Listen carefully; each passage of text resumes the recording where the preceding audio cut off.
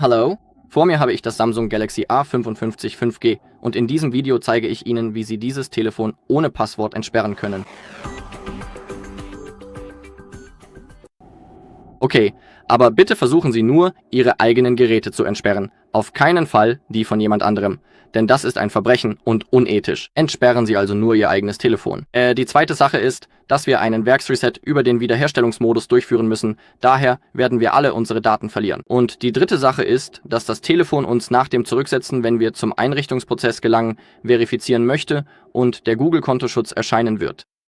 Wir müssen uns bei demselben Google-Konto anmelden, bei dem wir vor dem Zurücksetzen auf diesem Telefon angemeldet waren. Dank dessen werden wir es wieder benutzen können. Denken Sie also daran. Nun, wie Sie sehen können, ist das Gerät gesperrt. Und was ist jetzt zu tun? Wir benötigen das USB-C-Kabel, das mit unserem Computer verbunden ist. Also, verbinden Sie jetzt Ihr Telefon mit Ihrem Computer. Nutzen Sie am besten das Originalkabel. Alternativ geht auch ein hochwertiges USB-C-Kabel. Führen Sie nun einen erzwungenen Neustart durch und wechseln Sie dabei die Tastenkombination. Zuerst müssen wir die Ein-Aus-Taste und die Leiser-Taste gedrückt halten, bis sich der Bildschirm ausschaltet.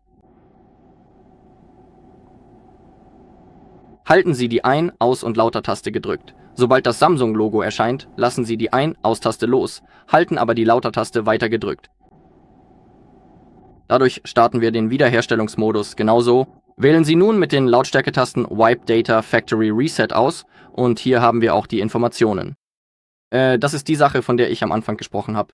Wenn Ihr Telefon zurückgesetzt wird, müssen Sie die Google-Konto-Informationen, die E-Mail-Adresse und das Passwort eingeben, die mit diesem Telefon verknüpft sind, um es wieder verwenden zu können. Denken Sie also daran. Jetzt müssen wir Wipe Data Factory Reset auswählen. Denken Sie daran, dass alles gelöscht wird. Bestätigen Sie dies durch Drücken der Ein-Aus-Taste. Noch einmal Factory Data Reset bestätigen.